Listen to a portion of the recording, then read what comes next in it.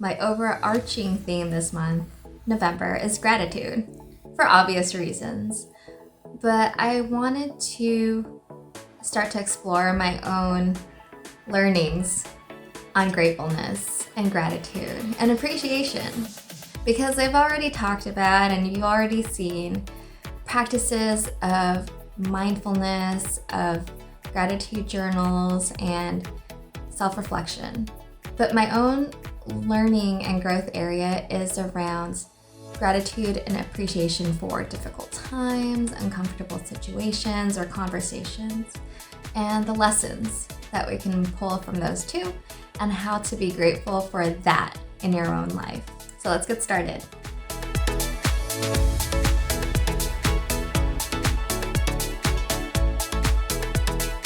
Hi, I'm Leah Fetterhoff, a user experience designer, writer, and life strategist, and I want to inspire you to thrive in work and life. So one of the things I was recently talking to my coach about was an uncomfortable situation I had at work. More so, it was how to leave my current situation at work. So these types of conversations are never easy, and there's a lot of assumptions, I had in my mind of how the conversation could go. How do I maintain this relationship while also respecting my boundaries and being able to say, no, I can't do this any longer, or no, I can't do this any longer, but what I will do before I go is X, Y, and Z, all the while establishing healthy boundaries and feeling good about how things left off. So I can't control anyone else in the situation, only my personal approach, the words I say, the impact of the message and how that comes across, and what my intention is behind it. One thing I've been doing more and more lately, and it could be wrapping up the end of the year and knowing that I want to kind of curl up in a ball and hibernate for the rest of the year, or basically start to clear my calendar of a lot of obligations because it's family time and I really want to be present for my family, especially with the craziness that was this past year and a half and that the pandemic's still going on. It's really made me appreciate as a whole, right, that what are those things that are priorities in our life? And while I love the work I do and the projects that I'm involved in, there's also a time to rest. So with that said, I've started to close out and wrap up some different projects and transition them off. One thing I've been doing more lately to serve this is setting and reinforcing boundaries. And I do that in respect to myself. How do I protect my weekends? How do I protect my weeknights? How do I limit screen time, having to be on all the time, listening to a ping on the phone, checking an email? How do I start to turn that off? And there are seasons I'm better at this, but lately I haven't been, and I know it. So I want to do better. Whether I'm anticipating an easy yes or a difficult no, I always go back to what am I trying to get out of this? What is the ideal or most optimal outcome of transitioning off a project? What do I want to see in the future? And how do I make sure it serves me and the other person, right? Because I am going to have to say no to someone and be able to stand my ground and resist that need to please and to, like a bend over backwards, right? Because it is hard sometimes when you want someone to continue to like you or, all those thoughts, right? And not all of it is real. But if you're like me, an Asian American woman, who's grown up to please other people and to not rock the boat at times, right? There's still a lot of unlearning that happens in these conversations. So that's one challenge I had for myself. Set and reinforce boundaries.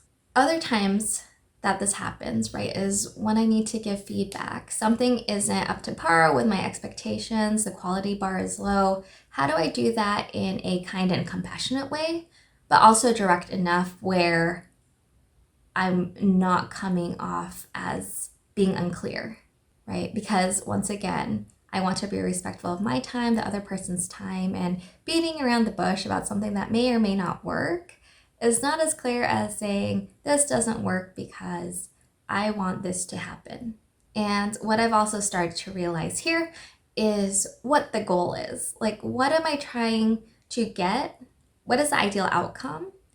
And then how do I and this other person get there? And depending on what you know about the other person and how the relationship's gone on in the past, sometimes it helps to be very prescriptive, but most times I found it doesn't have to be, right? We're all autonomous, we all work and enjoy working, or we can figure out those problems ourselves with just enough information to get the thing done. So it's a great growth opportunity for me too about what my feedback could provide another person in terms of a growth opportunity and how they adapt and adjust and what growth they get out of that too. So respecting and honoring my own boundaries and then giving feedback when I do feel challenged or vulnerable or things aren't the way I expect, right? Especially if I'm on the receiving end of this, or I'm a client, or I'm thinking something's taking too long, right? What are ways I can communicate where I am still getting the outcome I want, but in a way that doesn't deplete the other person of their life force, their life energy, or that becomes a burden on them too? And this is difficult to navigate because, once again, I'm not the other person, but I know how I would like to be treated and how I would not like to be treated. So it's being mindful of that. And then this also goes to those uncomfortable situations where I say no to something or I'm expecting a yes and the other person says the opposite thing.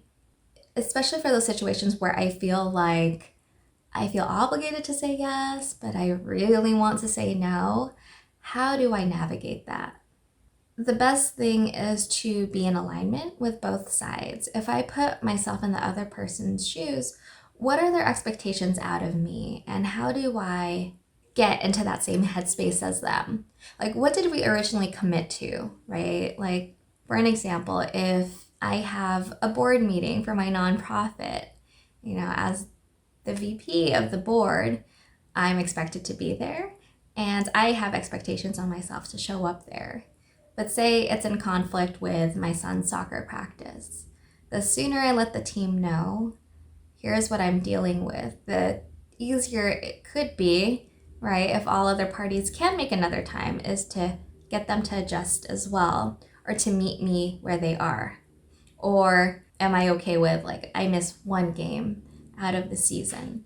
There is no right answer, but there's a lot of self-reflection about what is going on in my life, acknowledging that everyone else is busy too and has their own prior commitments and different obligations.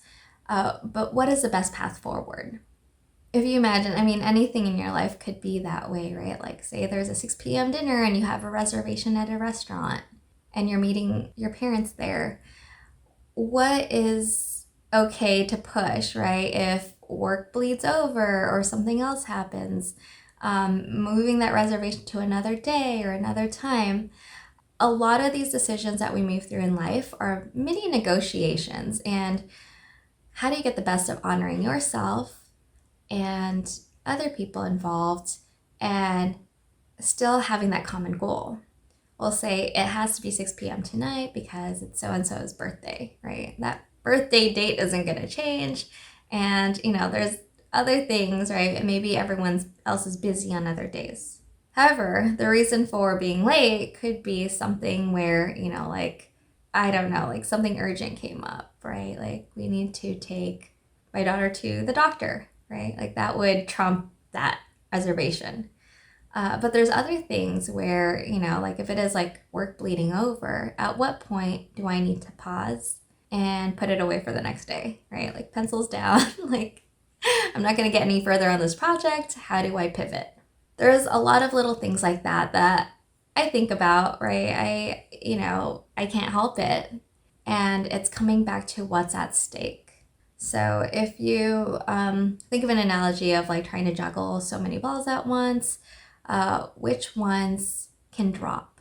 I've mentioned this in other videos before, but the glass balls, like things that I prioritize, like my family, can't drop, right? Because they'll shatter. Those are the glass balls, all the balls I'm juggling. There are other balls that will bounce back.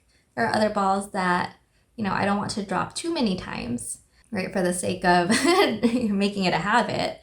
But at different seasons and different times in life, some can be dropped, and you start to realize not everything's a priority, and there is no set expectation of you having to take it all on. So get clarity on what that is for you. Then work backwards and figure out what are your boundaries, your non-negotiables, right? That's me time, that's, how much work will you dedicate to work time, and then family time, and so on. And there will be some, pushbacks, and which boundaries are fully established, can't move, and which ones, can be a one-time thing, and how do you hold yourself accountable for that?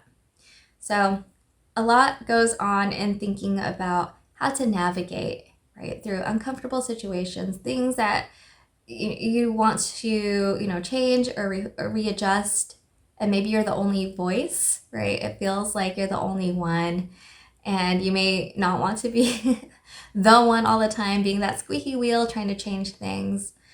But it's also healthy because it reminds people that you're human too. It gets other people to reflect on what other obligations they might have, and to know that it's okay to treat each other as human. And it comes down to those core commitments. What did we originally agree to? What can we align on? And what is in everyone's best interests moving forward? So there you have it, my thoughts on finding appreciation and the growth opportunity for learning and growing through these difficult, uncomfortable situations, conversations that you might find yourself in, just living through life. So once again, leave me a comment below or tag me on Instagram at SwishieOfficial. If any of this has come up for you, I'd love to hear how you've navigated through it too. That's all I have for today. If you want to sign up for my newsletter and hear more musings, thoughts on thriving in work and life, check out Swishie.com. And if you're a woman of color who's seeking a like-minded community, check out my private Facebook group. Thank you for watching, and I'll see you next time here on Swishie.